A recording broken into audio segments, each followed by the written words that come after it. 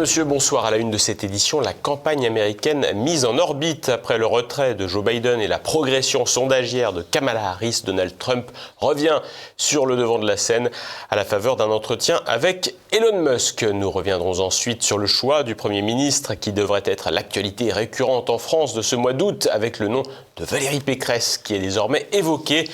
Et enfin, une page santé et géant du numérique avec Microsoft qui a été choisi pour héberger les données sensibles de dizaines de millions de Français. Donald Trump, de nouveau sur le devant de la scène, ou plutôt des réseaux sociaux. L'ancien président des États-Unis a marqué un coup d'éclat dans un entretien avec Elon Musk, largement visionné sur le réseau social X. De quoi le remettre en selle alors que Kamala Harris s'avère une adversaire plus redoutable que Joe Biden. Le point avec Renaud de Bourleuf. Donald Trump Great Again, c'est l'opportunité que le milliardaire américain Elon Musk a offerte à l'ancien président des États-Unis. Lundi soir, un entretien de plus de 2 heures entre les deux hommes a été diffusé sur le réseau social X, propriété d'Elon Musk. Donald Trump a pu évoquer les thèmes importants de la campagne présidentielle en vue de l'élection du 5 novembre, l'immigration clandestine, la criminalité, l'économie, ainsi que la politique internationale, affirmant encore une fois qu'il pourrait apporter la paix en Ukraine et qu'il fallait craindre une 3e guerre mondiale. Il a également eu l'occasion d'envoyer des piques à son ancien rival Joe Biden, ainsi qu'à la vice-présidente et désormais candidate démocrate Kamala Harris. L'administration Biden a fait quelque chose qui n'a jamais été fait dans ce pays. S'en prendre à son adversaire politique, moi, avec des absurdités, et seulement des absurdités. La presse américaine de tendance démocrate ne manque pas de souligner que l'entretien était cordial et qu'Elon Musk n'a pas posé de questions difficiles à Donald Trump. Ce dernier a répliqué que la rivale démocrate et actuelle vice-présidente Kamala Harris avait, quant à elle, tous les journalistes amicaux qu'elle voulait et que pourtant elle continuait de les fuir. Kamala Harris a même affirmé que la campagne de Trump est au service, je cite, de riches égocentriques qui trahiront la classe moyenne. Un comble quand on pense que, à l'exception notable d'Elon Musk, Donald Trump a peu de soutien dans la finance et que Kamala Harris peut compter, notamment, sur les dirigeants d'OpenAI et de Microsoft. L'entretien n'a pas rencontré de critiques qu'en Amérique. À Bruxelles, le commissaire européen au marché intérieur Thierry Breton a adressé lundi un courrier à Elon Musk pour lui rappeler ses obligations de modération dans le cadre de la nouvelle législation européenne sur les services numériques, dite le DSA. Il intime à Elon Musk que cet impératif de modération s'applique à tous les utilisateurs de X. Problème dans ce contexte, la limitation de la liberté d'expression imposée par les instances européennes peut ici s'apparenter à de l'ingérence dans un scrutin étranger. Elon Musk a préféré répondre par l'ironie en postant un message vulgaire à destination du commissaire Breton sur son compte X. Et si l'on ne sait pas si les limitations bruxelloises auront de l'effet sur le réseau social de Musk, celles des pirates informatiques en ont eu dans un premier temps puisque l'entretien entre Musk et Trump a commencé avec des problèmes techniques, le retardant de 40 minutes. Le patron du réseau social a évoqué une cyberattaque massive. Déjà, il y avait eu un précédent en 2023 avec le lancement de la campagne de Ron DeSantis, ancien candidat à la primaire républicaine de 2024, honni par l'État profond américain pour ses positions anti-wokistes. L'entretien s'est finalement déroulé sans autre incident et a été suivi en direct par 1,32 million d'internautes. L'échange avait été visionné par près de 80 millions de personnes en fin de matinée et plus d'1 milliard de partages concernant l'entretien ont été dénombrés. De quoi revigorer un peu le candidat Trump qui a pu être surpris par le retrait inattendu de Joe Biden, que l'ancien président qualifie de coup d'État, et la montée de Kamala Harris dans les sondages. Récemment, cette dernière a été placée en tête dans 5 États clés, les fameux swing states qui, lors du scrutin national, font pencher la balance d'un côté ou de l'autre. Reste que Kamala Harris partage le bilan du président Joe Biden, notamment en matière d'inflation et de délinquance, ce sur quoi le candidat républicain entend s'appuyer. Le prochain rendez-vous important pour cette campagne devrait être le débat télévisé du 10 septembre. Lors du premier affrontement face à Joe Biden, Donald Trump restait plutôt calme, n'ayant pas véritablement d'adversaire en face de lui. Avec Kamala Harris, il pourrait affronter quelqu'un de plus coriace. Président cherche Premier ministre. La parenthèse olympique refermée, Emmanuel Macron doit se remettre en quête d'une solution pour que soit formé un gouvernement. Lucie Castex, Xavier Bertrand et maintenant Valérie Pécresse. De nouveaux noms pour succéder à Gabriel Attal au poste de Premier ministre sortent quotidiennement. Celui de la présidente de la région Île-de-France est désormais cité car cette dernière a affiché une belle entente avec le président à la faveur des Jeux Olympiques, félicitant même l'ancien ministre des Transports Clément Beaune et pratiquant, à l'instar des macronistes, une forme de communication tout en autosatisfaction. Son profil est compatible avec la majorité centriste, ancienne sarkozyste mais pas très droitière, issue d'un environnement catholique mais sans trop de convictions conservatrices, plus vraiment membre des Républicains qu'elle a quitté mais candidate de ceux-ci à la présidentielle de 2022, Valérie Pécresse peut jouer la partition du « en même temps ». Mais comme pour tous les prétendants évoqués au poste de Premier ministre, de sérieux éléments penchent contre ce scénario. Tout d'abord, il convient de se demander comment réagira le groupe des Républicains à l'Assemblée. Valérie Pécresse, qui était passée sous la barre des 5% à la présidentielle, aura du mal à imposer une alliance avec le centre macroniste à un parti politique qui a jusqu'à présent repoussé les avances d'une telle coalition et entend bien fourbir ses armes pour 2027. Convaincre son propre camp, si toutefois elle entend devenir Premier ministre, ne serait pas le seul défi d'une candidature Pécresse. Un autre est de taille, l'absence de majorité. En additionnant les voix du groupe LR et du groupe macroniste, la majorité absolue des 289 députés n'est pas atteinte et le ralliement de socialistes paraît improbable aux côtés d'une personnalité politique considérée comme de droite et à qui sera largement reprochée la participation aux manifestations contre le mariage homosexuel, même si cette dernière a déjà eu l'occasion de renier ses engagements passés à de nombreuses reprises. Quant au RN que Valérie Pécresse côtoie à la région Île-de-France, il pourrait, à défaut de la soutenir, ne pas voter de motion de censure contre elle, celle-ci s'avérant être plutôt peu sectaire à l'endroit de cette opposition francilienne qui ne lui fait pas vraiment d'ombre. Le cas Pécresse illustre bien l'impasse dans laquelle s'est placé le président et le rôle d'arbitre qui revient désormais au Rassemblement national et aux Insoumis. En effet, tout choix de personnalité semble conditionné au risque de voir ses oppositions déposer une motion de censure. Une personnalité jugée trop à gauche par le RN fera l'objet d'une motion de censure du parti de Marine Le Pen et potentiellement des Républicains. Une personnalité jugée trop à droite par les Insoumis et leurs alliés connaîtra le même sort. À cela s'ajoute le groupe macroniste à l'Assemblée qui aura probablement son mot à dire et ne laissera pas le président choisir une personnalité politique qui ne lui conviendrait pas. En résumé, Emmanuel Macron a toujours les cartes en main, c'est lui qui choisit encore son Premier ministre, mais sa marge de manœuvre apparaît très faible. Les hypothèses vont dès lors bon train et la mise en place d'un gouvernement technique ou dit d'union nationale revient régulièrement. Le groupe Horizon, membre de la majorité sortante, est favorable à un tel gouvernement et propose une réunion avec les partis présents à l'Assemblée, à l'exception des Insoumis et du RN.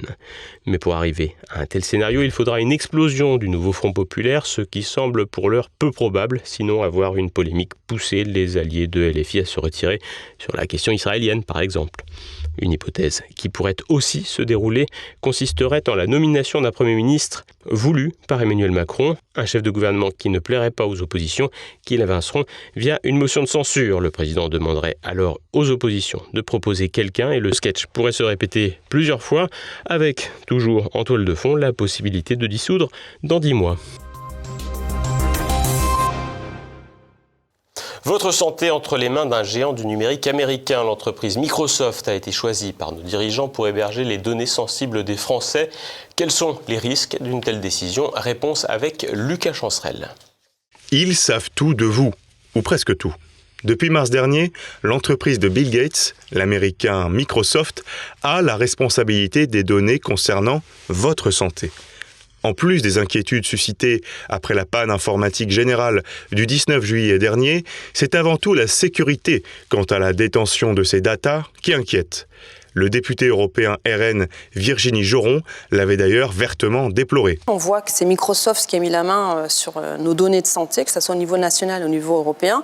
Je vous rappelle qu'on a voté ce texte à Strasbourg au mois de décembre. Cette orientation délétère consistant à confier nos données de santé aux GAFAM américains est donc présente au niveau européen, mais la France n'est pas en reste avec la CNIL. Effectivement, la Commission nationale de l'informatique et des libertés a validé la création d'un entrepôt sous égide américain, baptisé modestement EMC2, hébergé justement par Microsoft, qui traitera nos données de santé durant un minima 3 ans.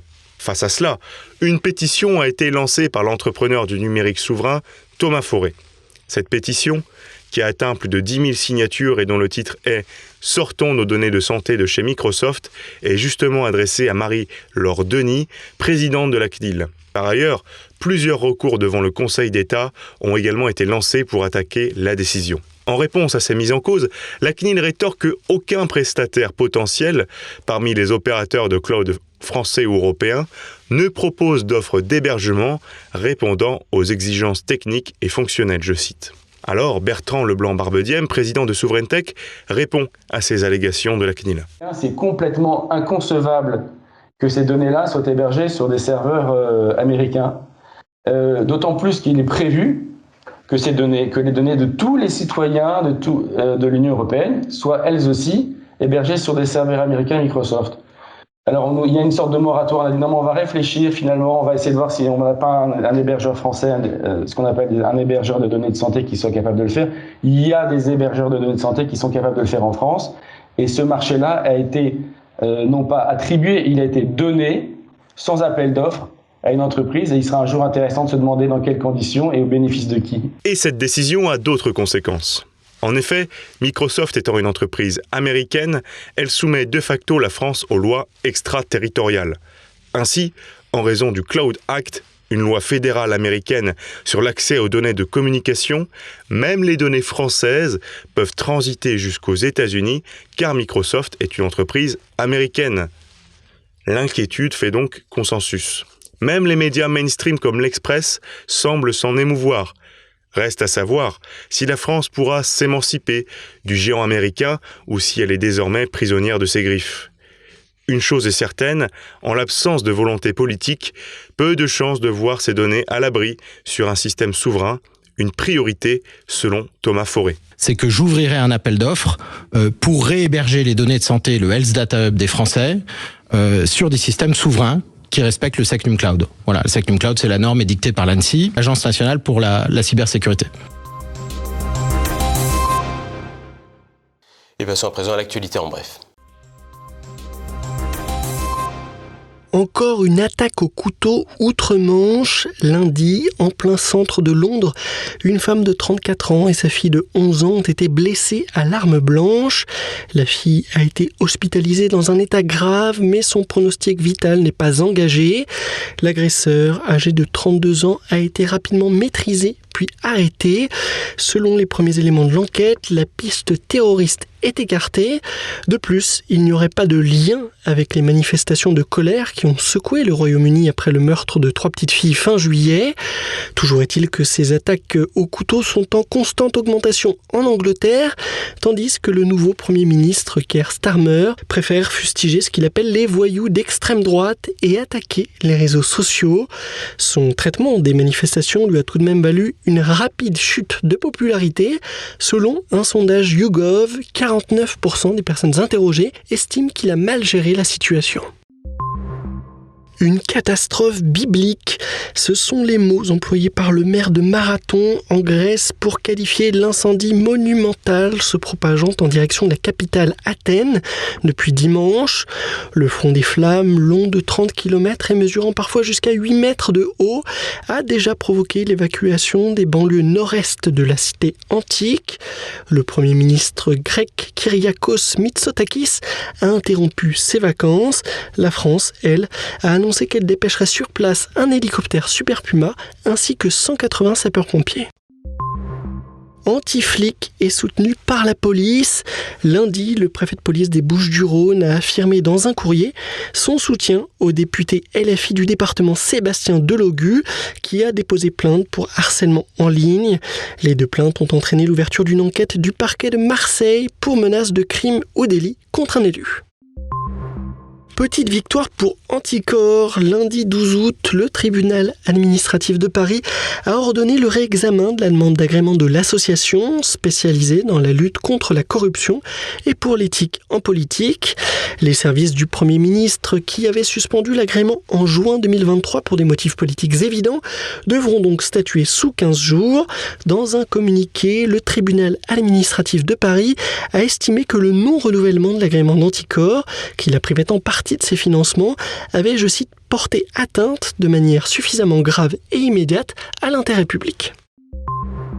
Fiers de nos Bleus, les 2 joueurs de rugby de l'équipe de France, Oscar Gégou et Hugo Oradour, ont été remis en liberté conditionnelle lundi 12 août. Accusés de viol par une femme de 39 ans lors de la tournée sud-américaine du 15 de France, ils avaient été arrêtés et écroués le 8 juillet avant d'être placés en résidence surveillée. Les deux sportifs contestent le viol et parlent d'une relation sexuelle consentie. Bénéficiant naturellement de la présomption d'innocence, les deux sportifs ont été mis en examen et placés en résidence surveillée sous bracelets électroniques. Alors que le chauvinisme niait à gagner le pays avec les Olympiades et que les défenseurs du rugby parlent sans cesse des fameuses valeurs de l'Ovalie, cette affaire scabreuse pourrait peut-être permettre de revenir à un peu plus de discrétion. Les médias publics ont aimé et même glorifié les JO, et pour cause, ils en ont été les grands gagnants. France Télévisions, diffuseur gratuit des Jeux Olympiques de Paris, a totalisé une moyenne de 50,2% de part d'audience sur ses chaînes France 2, France 3 et France 5. Bien à la peine pendant l'année pour faire de l'audience, la télé publique s'est refait la cerise grâce à cet événement. Les Jeux ont profité à l'immense majorité des médias grâce à la viralité permise notamment par les réseaux sociaux, mais aussi du fait d'un intérêt particulier lié à l'organisation de cet événement sur notre sol.